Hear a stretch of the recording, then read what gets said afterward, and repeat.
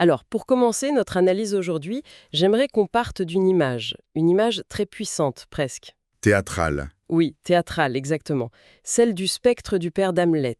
Il n'apparaît qu'une seule fois, mais sa parole, elle est décisive. Elle change tout. Et c'est de là que part l'auteur, Éric Sadin. Il prend cette image et il nous dit, en gros, aujourd'hui, on est tous devenus des Hamlet. Sauf que le problème, c'est que ce n'est pas un seul spectre qu'on affronte. Non, c'est une armée.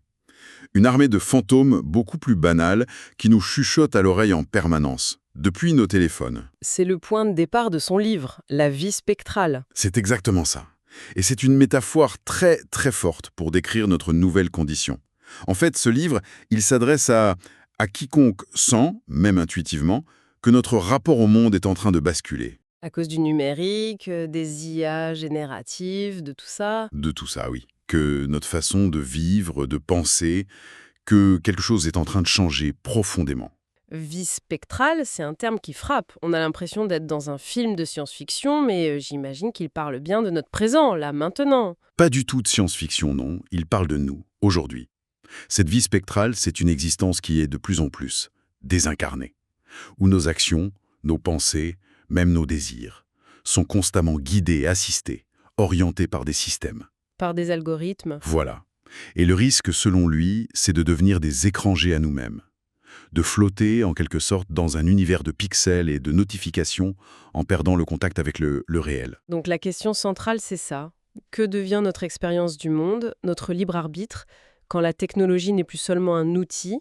Oui, qu'on utilise quand on en a besoin. Oui, mais qu'elle cherche à devenir une sorte de coach permanent qui nous promet un monde sans friction, une vie sans effort. C'est exactement la question.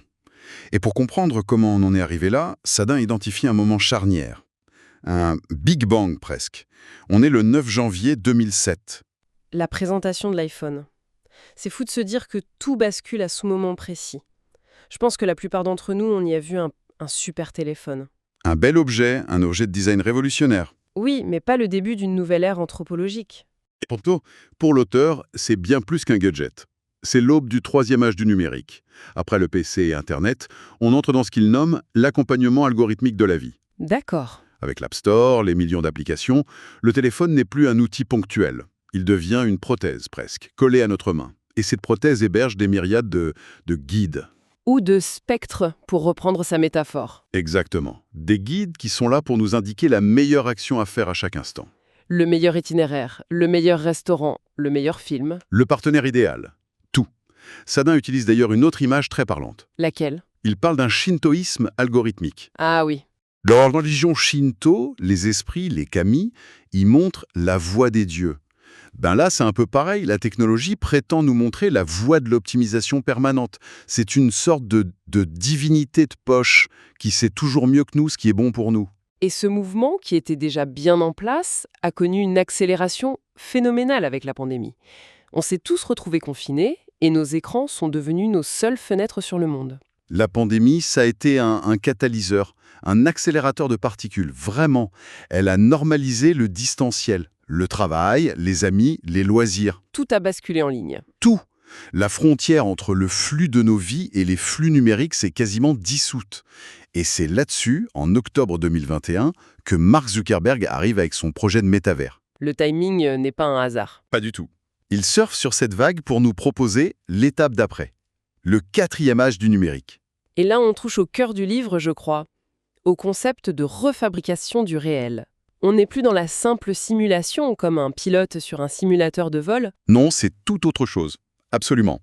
Pour bien faire comprendre la rupture, Sadin s'appuie sur une formule géniale et très simple du psychanalyste Jacques Lacan. Ah oui, je l'ai notée, celle-là. Elle est incroyable. Le réel, c'est quand on se cogne. J'adore cette formule. Elle est tellement parlante. Se prendre une porte, rater son bus, tomber sur quelqu'un avec qui le courant ne passe pas. C'est ça, le réel. C'est ce qui résiste à nos désirs. Et donc l'idée du métaverse, ce serait de créer un monde où on ne se cogne plus jamais. C'est exactement ça.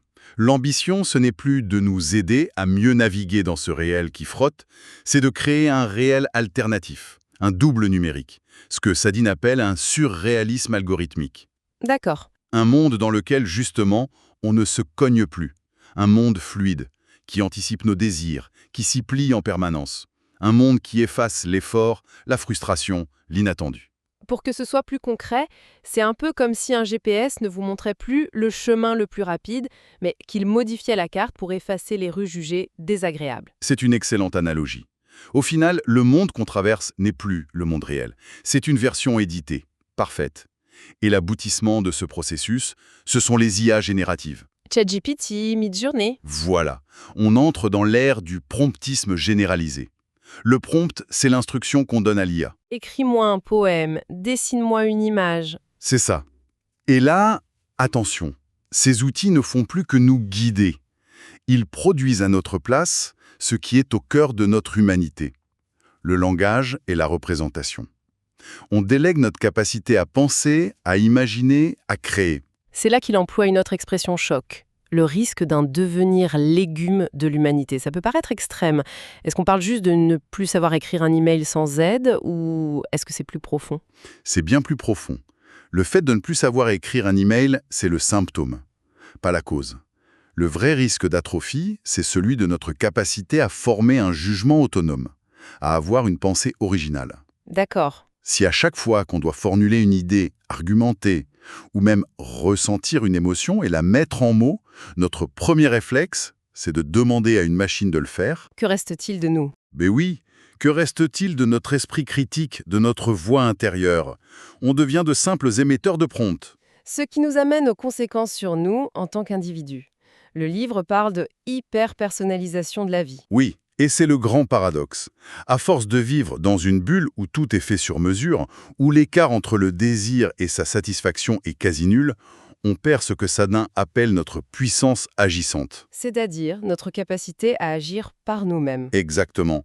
À se forger une opinion, à faire des choix qui ne soient pas précalculés. C'est l'inverse de ce que le philosophe Kant appelait les Lumières, avec sa devise « sapere aude ».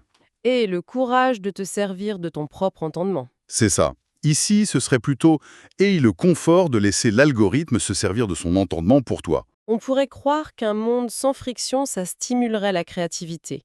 Mais l'auteur dit tout le contraire. L'imagination s'étiole. Elle s'étiole, oui, parce que l'imagination, elle naît du manque, de la frustration. C'est parce que le réel nous résiste qu'on doit inventer des solutions, créer des mondes. Si le monde se conforme instantanément à ton désir, pourquoi imaginer?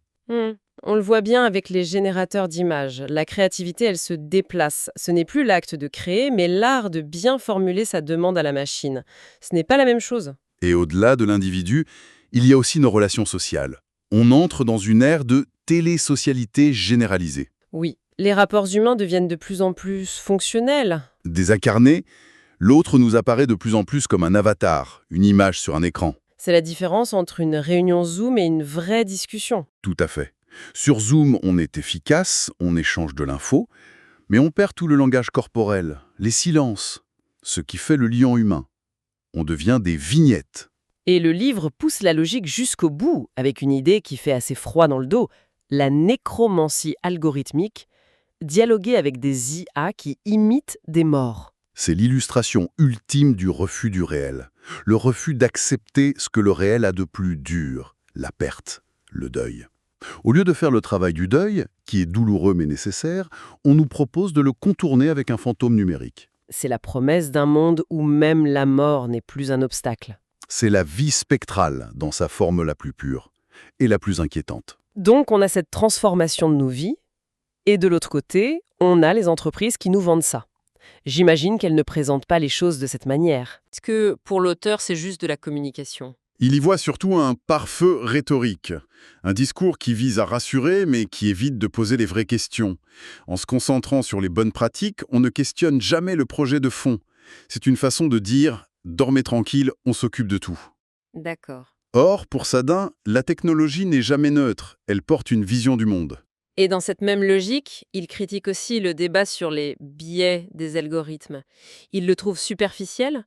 Pourtant, c'est un sujet majeur, non? Les IA qui peuvent être racistes ou sexistes. C'est un vrai sujet, il ne le nie pas. Mais il dit que c'est l'arbre qui cache la forêt. Se battre pour avoir une IA qui ne soit pas sexiste, c'est bien, c'est nécessaire.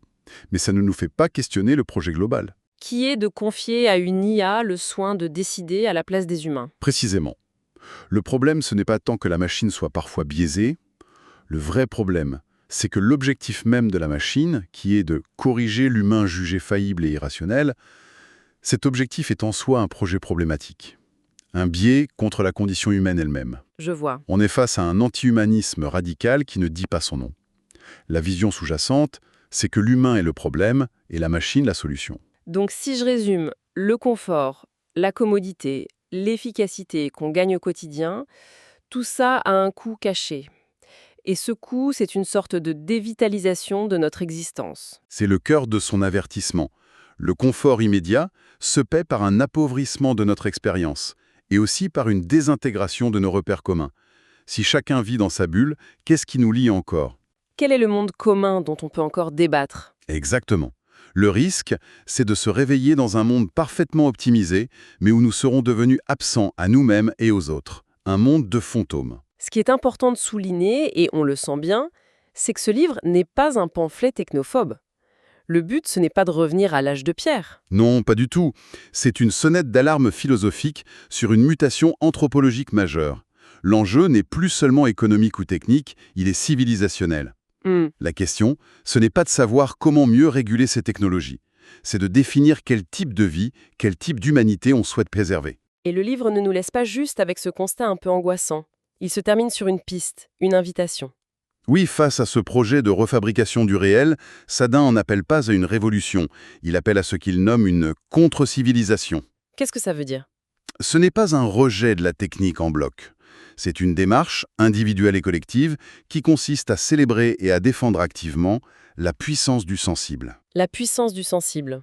C'est la valeur irréparable de notre corps, de nos 5 sens, de notre intelligence incarnée, faillible mais créative. C'est la richesse de nos interactions charnelles, en personne, dans un monde réel, avec sa complexité, ses frictions. Et c'est réaffirmer la beauté de l'imprévu. La nécessité de l'effort, la joie d'être surpris. En fait, au final, la question qu'il nous pose est très simple, presque personnelle. Lisse, sans effort et sans surprise qu'on nous promet. La vraie question que le livre nous laisse, c'est celle-ci.